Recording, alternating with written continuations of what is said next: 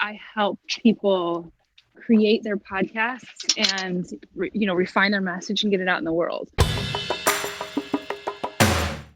I'm here with Jeni Wren Stottrup, who is a podcaster, podcast editor, podcast producer, podcast community organizer, speaker, voiceover artist, and so much more. Welcome to the Walk Talk Challenge, Jeni.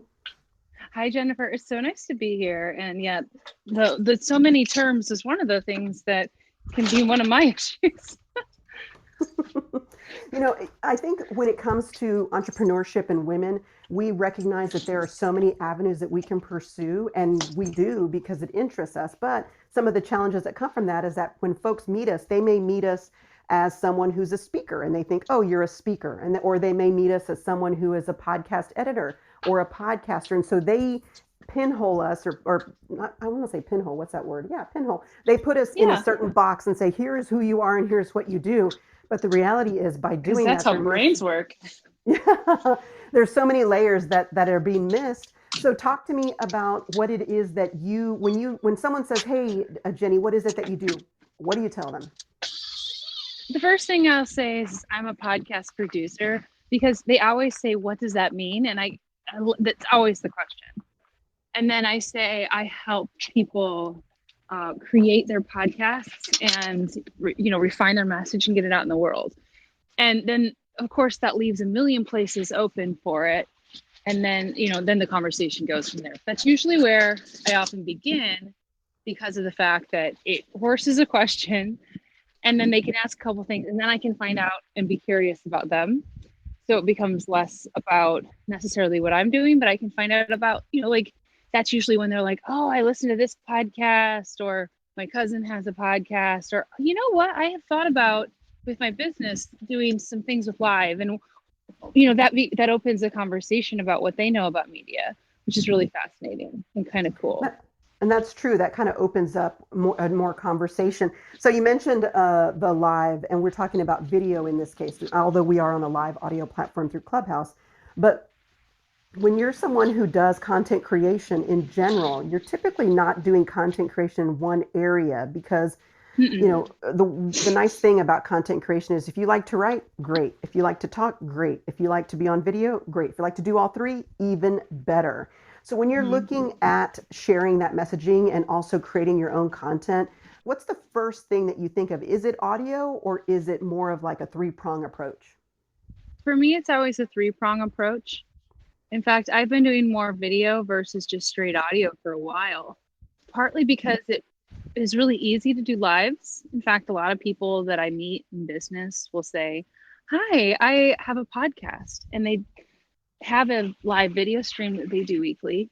They don't have an RSS feed. They don't have a website that it goes to. Sometimes they don't even have a page that it goes to, because it goes straight to their business.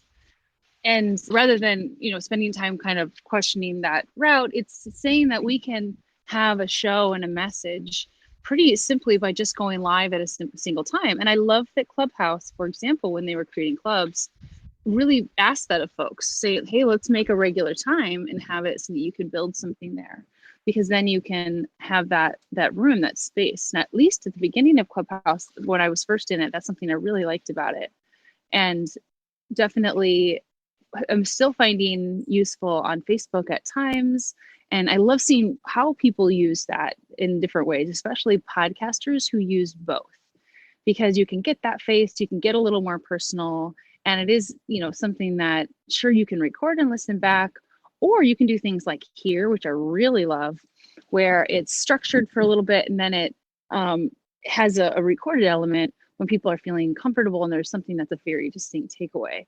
And having a strategy that uses a little bit of both is really nice. And when I had my podcast, lives were a huge part that people really dived into, because then they knew that my podcast existed. They knew who I was. They could put a face to the name of a show that didn't necessarily focus my personal stuff. It didn't work for YouTube though. So when I started to really recognize I had like no numbers from anything I'd ever done live on YouTube, I stopped doing that, played with it a little bit more. And then again, I'm looking at it and probably will take down those videos because they aren't getting the traction, because they do want that specific content for YouTube. That's not what they're searching as the post lives. Mm. When someone comes to you and says, okay, I'd like to work with you, and I'm not, I don't know where to start. I'm open to audio. I'm open to video. I'm open to speak. I'm open to anything. And obviously it has to be very specific to them because everyone's got different comfort levels.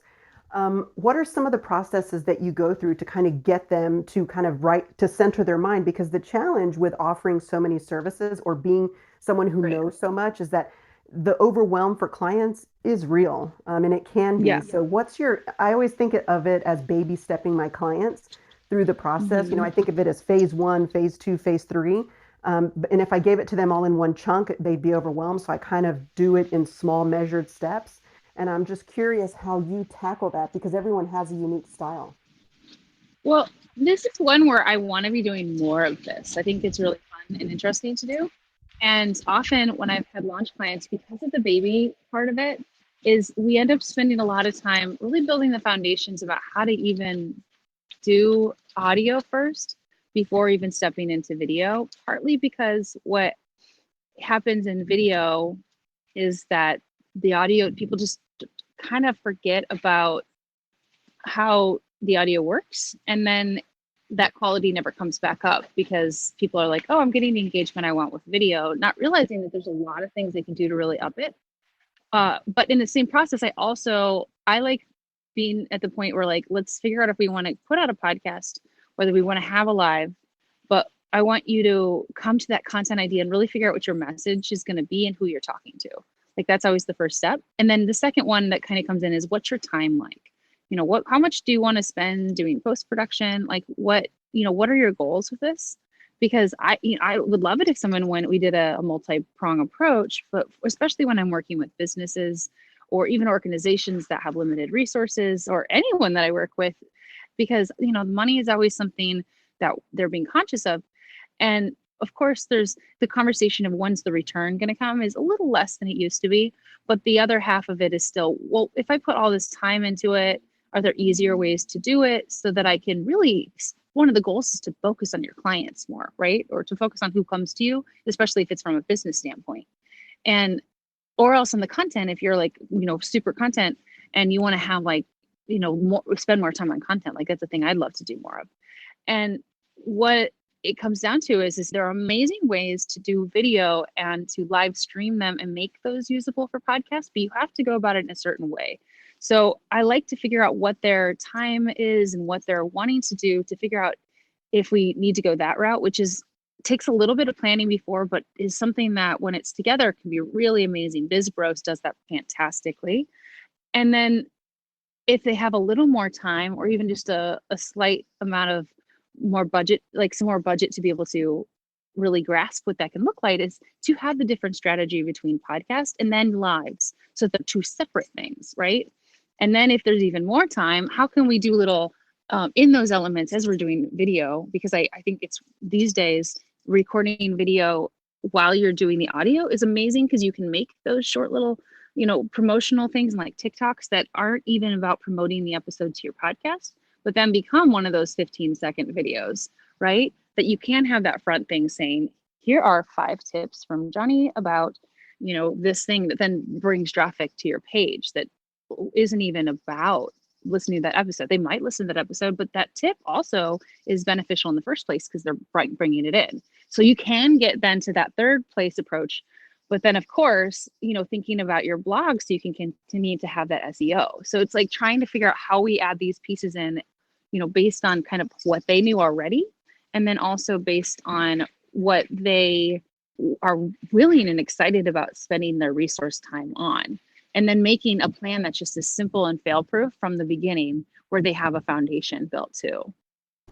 I love that. You know, KPI, key performance indicators, or what equals success is so important.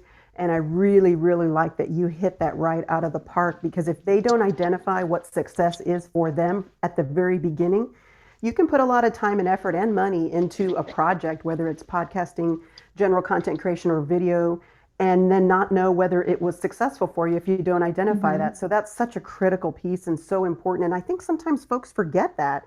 And yet, to you and I, it's an obvious beginning step in order to know whether how this project can proceed best.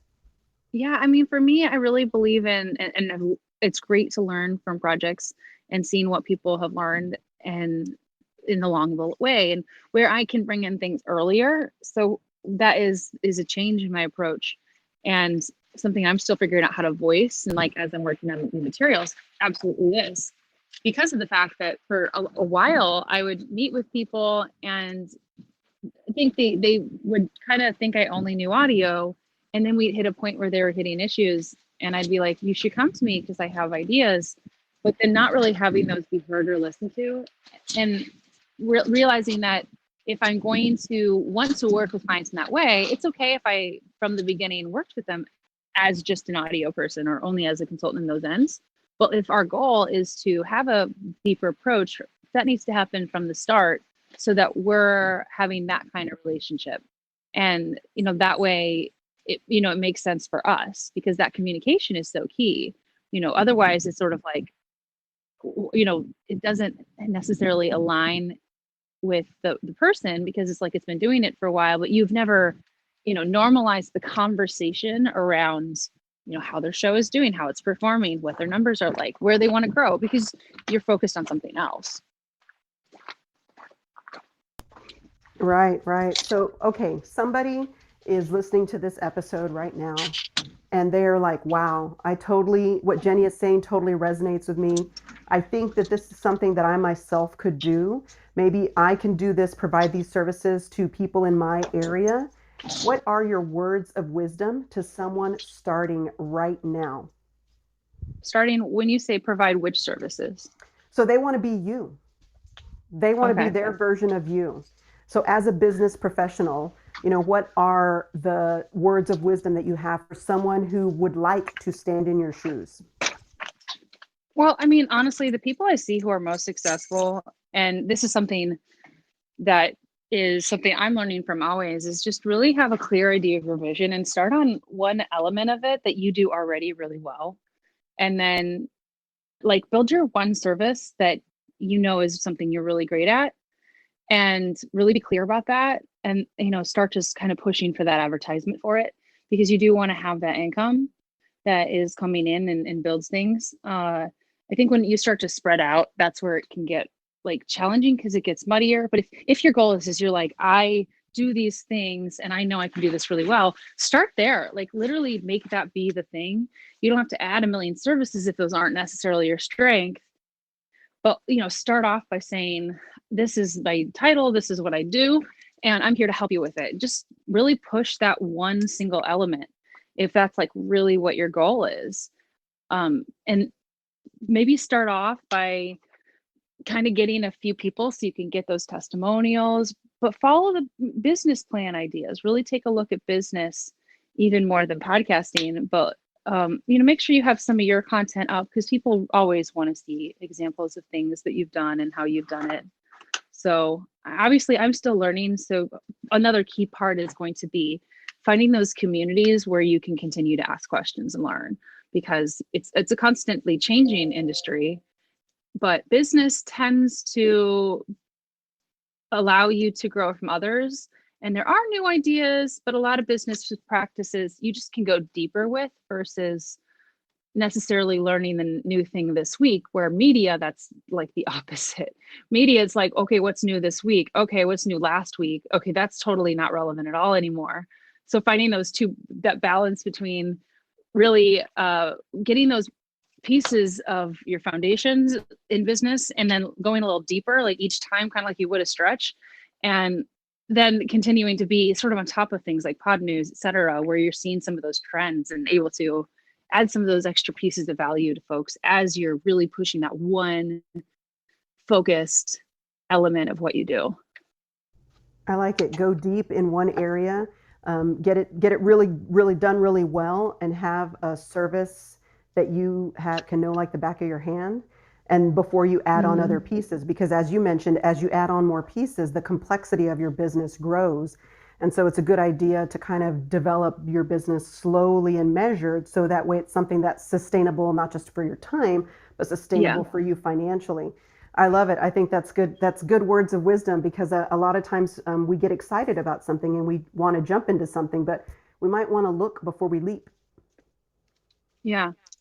I mean, that's been one of the challenges for me is when I first started as a business, like I'd been giving workshops, et cetera, just never really tried to monetize it. I was just my assumption was, oh, I can just edit for people. And there's things I would have completely done differently. And I had to learn more about business to do that just Mm-hmm. because of the fact that like, I do think I could have pushed a lot more for educational things when I first started and really gone there. And it kind of had, but at those points, like finding even a workshop or something to go through in those guides, those have been so helpful for me as a business owner, is finding those masterminds, finding those communities that I have actually invested in, not just that I'm online and on Facebook, for example, because they're really valuable in like the deeper connections that you make, and then also in the like the knowledge base and the feedback loop you get. I love it.